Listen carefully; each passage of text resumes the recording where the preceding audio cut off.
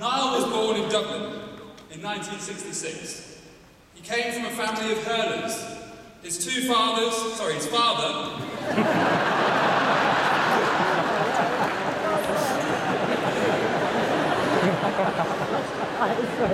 It's going to be an amusing afternoon.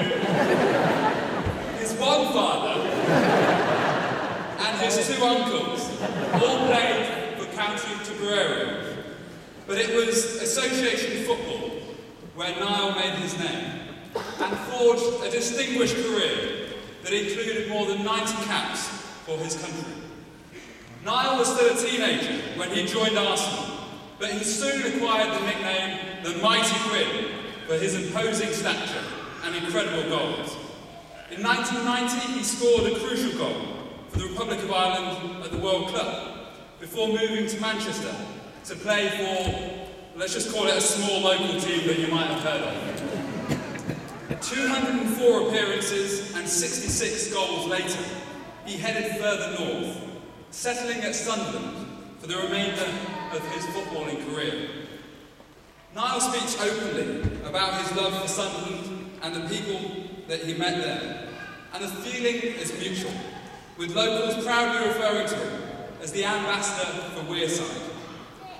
It's not hard to see why. Towards the end of his playing days, Niall was awarded a testimonial match by Sunderland, the kind of event that all clubs stage from time to time. What was far from normal, however, was Niall's decision to donate all proceeds from the game to charity. This amazing generosity, which saw more than £1 million raised for children's hospitals in Dublin and Sunderland, and a project working with street children in Calcutta, made headlines around the world. It even caught the eye of a Newcastle United supporter named Tony Blair, who told the House of Commons, "I do not always praise Sunderland footballers. However, Niall Quinn is a constituent of mine, and I am absolutely delighted that he is donated to charity so generously. It is typical of the individual. In circumstances in which people in sport often get a lot of bad publicity, this is an example that we can hold up to everyone." Niall eventually hung up his boots in 2002, and he had a brief spell as manager of his beloved Sunderland. But the boardroom beckoned, and in 2006 he became the club's chairman, a role he retained until last year. As chairman, he helped steer the club to the Football League Championship title and promotion back to the Premier League, where they remain to this day. But he was also responsible for the Sunderland FC Foundation, a charity that uses football to involve, inspire and educate young people and their families. Last year, the foundation helped improve the lives of more than 40,000 people across Sunderland, South Tyneside and County Durham. And in 2010, he became a patron of the Bobby Robson Foundation, proving that it doesn't let North-Eastern rivalry get in the way of his good work. Niall's current interests include an Irish company called QSAT, which helps provide high-speed broadband to unserved rural locations in Ireland, the UK and Africa. And of course, his football commentary duties, which won't even get in the way of his birthday tomorrow when he is involved in the commentary team against Sunderland and Manchester City.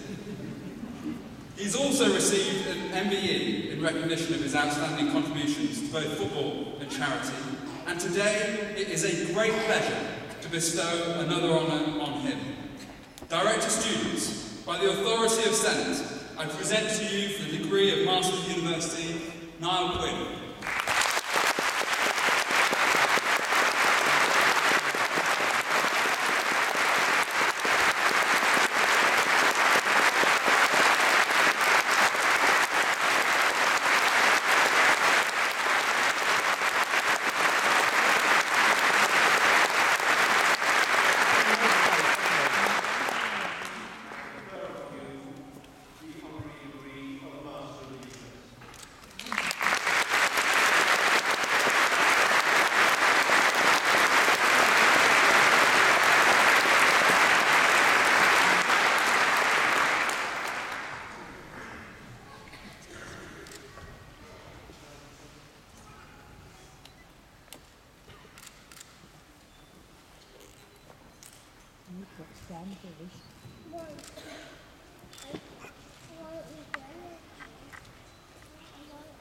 Director, students, graduates, guests, I'm overwhelmed.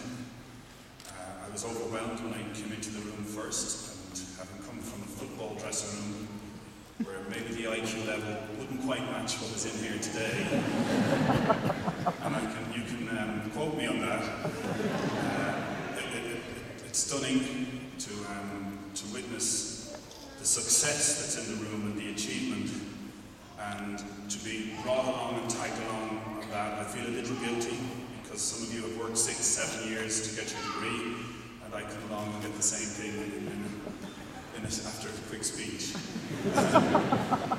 But first of all, before I go anywhere, can I just congratulate all the graduates for what you've achieved, for getting through the tough times. I'm sure there were doubts in everybody's minds at times, and what looked like roadblocks, and you've come through that, and that's a wonderful inspiration to everybody you'll come into contact with for the rest of your lives. I'd just like to say that first and foremost, you guys deserve the biggest clap today, so can everybody else give the graduates?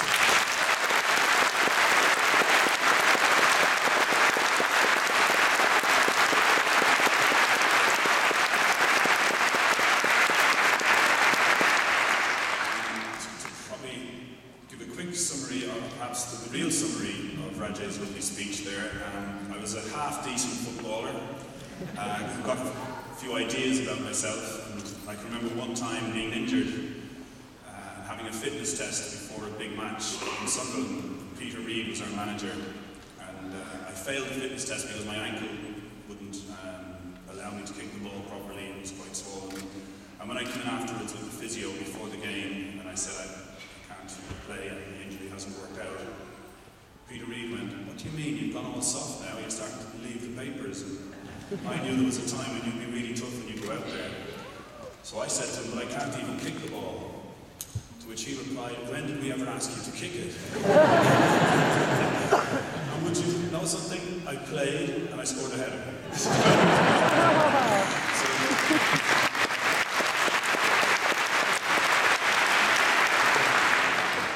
Inspiration and motivation comes in many forms, as I'm sure you'll find out throughout your life. But today is a day when I take inspiration.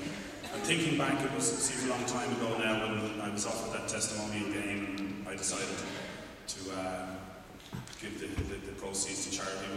There was one person who I've never ever publicly thanked, and who was the real person who decided to do that. That's my wife, Gillian.